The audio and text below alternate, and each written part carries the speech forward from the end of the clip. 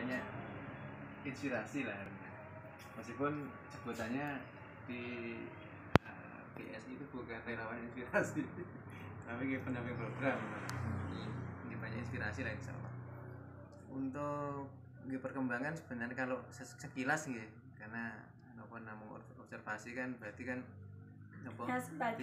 tidak bisa kita saya nggak bisa mengatakan itu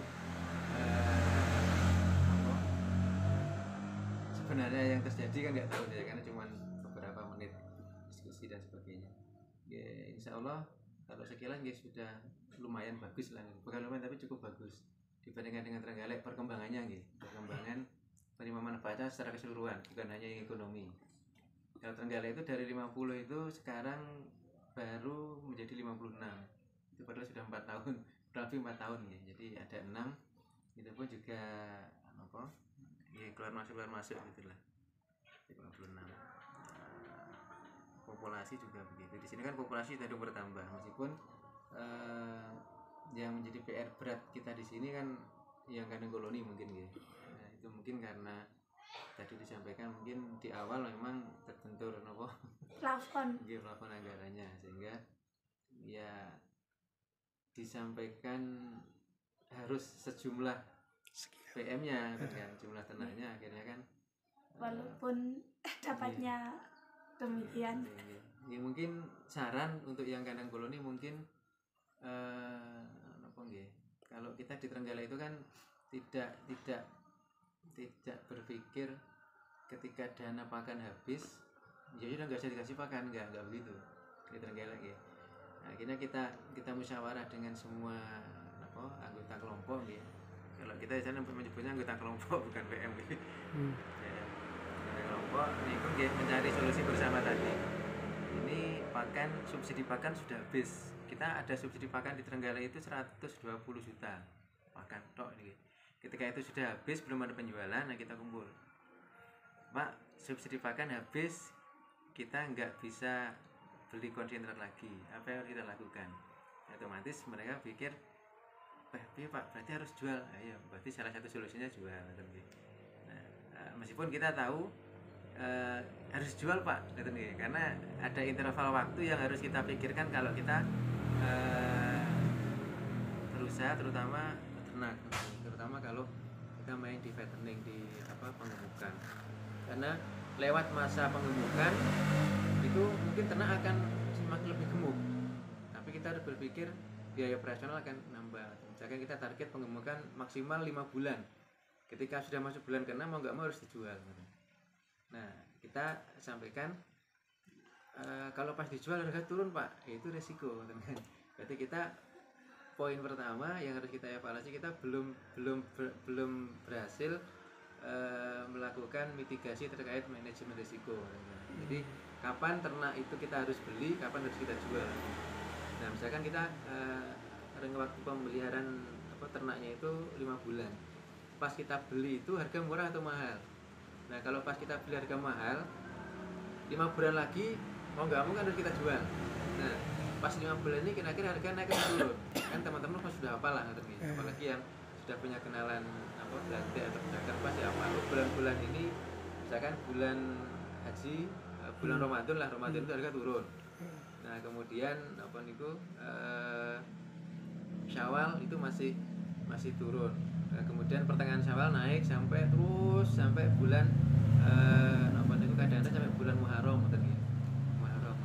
mungkin belum turun. Nah, nanti biasanya kalau di bulan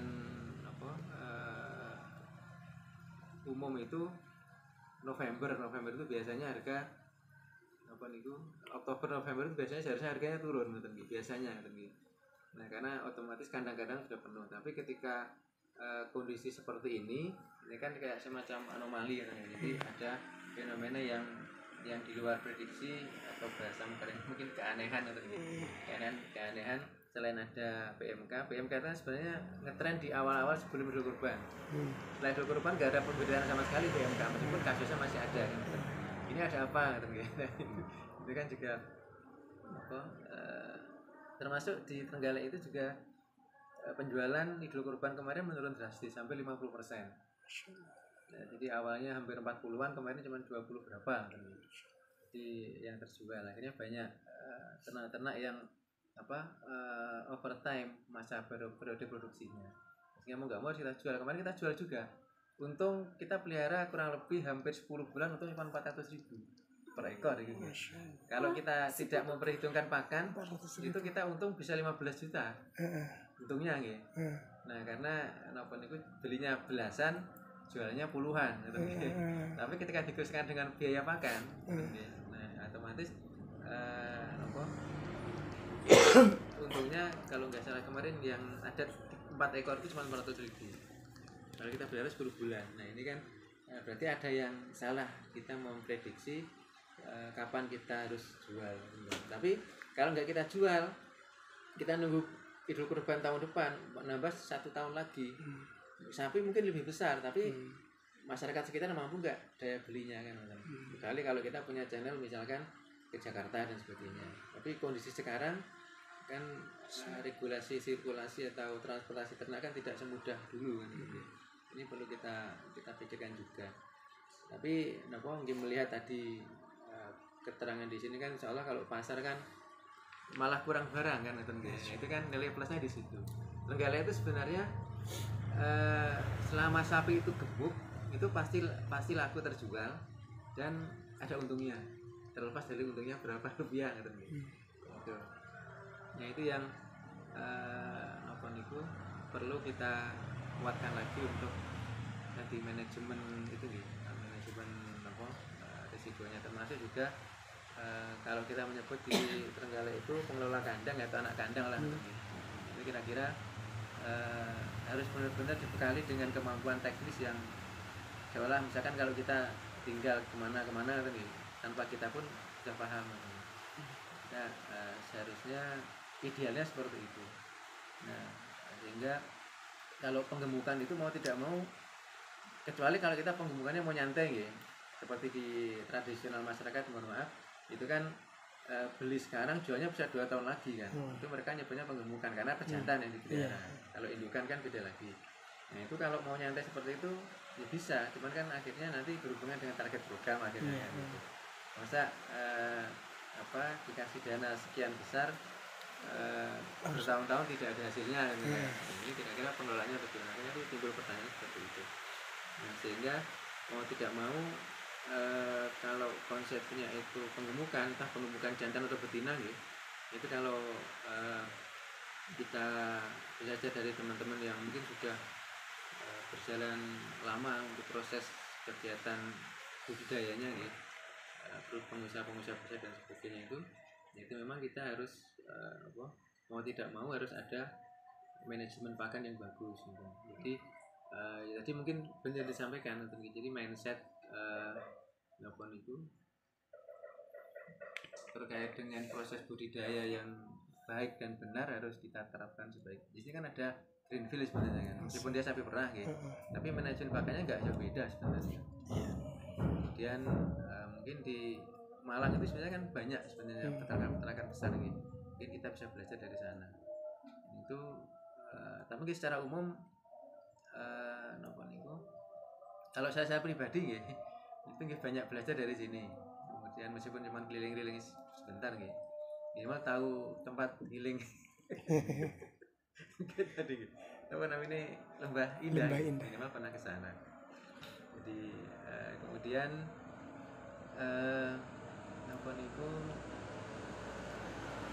kalau dari aspek potensi sumber daya alamnya sangat mendukung sebenarnya. Apalagi di sini populasi sapi kan lebih banyak daripada rumen Indonesia kecil gitu, domba kambing. Nah, itu nanti mungkin bisa menjadi modal salah satu modal utama kita di sini lah untuk mengembangkan sektor peternakan, karena selama ini sektor peternakan itu rata-rata kan kalah dengan pertanian. KTP itu rata-rata pekerjaan petani, misalnya pekerjaan peternak ya. Alhamdulillah di KTP saya pekerjaan saya terus peternak. Meskipun saya belum punya ternak. Jadi untuk memotivasi sebenarnya. Karena saya orang peternakan tapi nggak punya ternak. Belum punya ternak, bukan nggak punya ternak gitu, belum punya ternak. Jadi banyak ternak 100 ekor lebih tapi bukan punya saya. Tapi minimal itu SDA-nya, tinggal nanti SDA-nya di sini kira-kira gimana, siap atau tidak gitu kan. Nah, kalau SDA-nya saya sudah oke, tinggal SDM-nya kira-kira seperti apa. Nanti itu yang akan mungkin menjadi bahan kajian teman-teman di sini. Kalau nanti misalkan kita usulkan program di sini untuk scale up peternakannya gitu. Biasanya kalau Lasnas itu pengennya karena koloni, pengennya gitu. Tapi nanti kita akan coba sampaikan gitu. Kira-kira kalau nggak koloni gimana? Jadi ketika memang maunya koloni dan ketika di ACC usulan kita di sini gitu gitu. Nanti kan otomatis harus mempersiapkan apa niku. Kalau SDA oke, tinggal SDM-nya. Yang mau benar-benar mau maksudnya gitu gitu. Mudah-mudahan nanti saya pribadi tidak menjanjikan, cuman potensi pengembangan cukup besar sebenarnya dari aspek pasar, kemudian aspek apa niku SDA. sumber daya alam, tinggal SDM-nya. Kita dari yang program kemarin itu ada anggaran untuk pelatihan atau enggak? Ada. Nah, misalkan kalau sudah direalisasikan gitu. Iya. Ya. Kayak pelatihan peternakan, breeding, fattening. Studi banding juga. Sebenarnya sudah lengkap nih, tinggal itu sebenarnya. Berarti kalau sudah ada, ya mungkin nanti tinggal manajemennya sebenarnya. Manajemennya kira-kira bagaimana yang bagus. Terenggalek pun juga masih 4 tahun itu masih belajar. Kita kalau dibandingkan dengan mungkin binaannya RZ, mungkin binaannya apa namanya Basnas, mungkin kita masih belum apa-apa lah gitu. Karena masih belajar. Dan ketika ditinggal pun kalau aspek budidayanya sama jual belinya oke, tapi mungkin manajemen kelompoknya belum bisa ditinggal. Makanya kita punya konsep itu, pemberdayaan itu tidak dibatasi oleh ruang dan waktu gitu. Jadi meskipun secara administrasi oke dilepas di terminasi atau aset reform gitu, tapi seolah-olah itu ada beban moral yang tidak bisa ditinggalkan begitu saja. Apalagi kalau seperti panjenengan berdua kan asli orang sini gitu kan. Programnya di sini juga gitu kan. Nah, itu kan akan ada beban moral. Oh, pendampingan Mbak Yati kok gagal kan sayang gitu. Jadi kan yang malu bukan hanya yang lembaganya dilihat di situ, tapi juga kita sendiri sebagai mungkin fasilitatornya juga mungkin kurang pas akhirnya juga begitu. Makanya tuntutannya memang harus berhasil. Cuman untuk menuju keberhasilan kan perlu proses. Berapa lama ya itu tergantung. Kalau kita punya rumus itu, keberhasilan program pemberdayaan itu dipengaruhi dua faktor. Pertama intensitas dan waktu. Kalau waktunya dipercepat, intensitasnya dipercepat, insya Allah akan cepat selesai programnya. Terminasinya akan bagus endingnya gitu. Tapi kalau intensitasnya itu sedikit, maka waktunya juga akan makin lama. Makanya semakin kita sering ketemu dengan PM, apakah lewat pendekatan personal atau kajian-kajian pertemuan kelompok, mungkin akan lebih bagus. Ya kita tahu kebutuhan mereka apa. Kadang mereka curhat di belakang kita, tapi di depan kita oke-oke aja, fine-fine aja. Di belakang kita ngomongnya yang kurang pas, kan? Wah ini pendampingnya gini. Itu tinggal terjadi. Jadi sampai hari ini itu ada yang beranggapan mungkin, wah pendampingnya itu pasti kaya ini kan, karena sapinya banyak kan. Setiap ekor pasti dapat sekian persen kan, gitu kan. Padahal nyatanya tidak kan. Jadi tabayun jarang dilakukan oleh orang-orang di luar program gitu. Jadi mungkin itu. Nah, insya Allah nanti coba akan kalau saya pribadi akan mencoba untuk merekomendasikan berdasarkan potensi sumber daya alamnya gitu, dan potensi pasar dan pengembangan yang saya kira masih bisa dikembangkan. Tapi nanti nggak tahu tanggapan dari teman-teman di kantor seperti apa gitu. Dan nanti kan biasanya dari sekian berapa desa budaya yang ada berapa? 11 gitu? 11 nanti apakah 11-11-nya atau cuman berapa ngoten nggih. Jawa Timur baru namung ini Satu, Jawa Timur hanya ini. Jawa Mudah-mudahan Timur satu. karena cuma satu, mudah-mudahan nanti rekomendasi kita di ACC, mudah-mudahan, tapi kita tidak menjanjikan kan ya. Amin. Mungkin itu kurang lebihnya lah ngoten nggih. Silaturahim secara kecil ini alhamdulillah banyak inspirasi, meskipun nama relawan inspirasinya punya teman-teman di sini, tapi insyaallah nggih memang menginspirasi ngoten. Terutama dari banyak aspek lah ngoten nggih, banyak aspek. Kalau Trenggalek itu ya biasa saja, nggak ada lawan itu yang bisa dibanggakan gitu. Kalau versi sayanya, tapi kalau versi mereka juga nggak tahu. Mungkin itu dan mohon maaf kalau mengganggu aktivitas dan nanti mungkin belum bisa ikut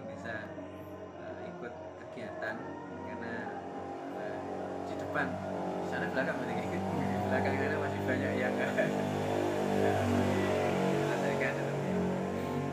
Di kemarin beberapa waktu survei di beberapa lokasi di Malang itu ada Donomulyo kemudian di Dampit, di Jabung kemarin juga kita asesmen terakhir kemarin di Lumajang ya, di Gunung Lereng Gunung Lawu itu kita asesmen berhalam nanti apakah akan ada program lagi atau gimana kita juga kurang tahu. Mudah-mudahan nanti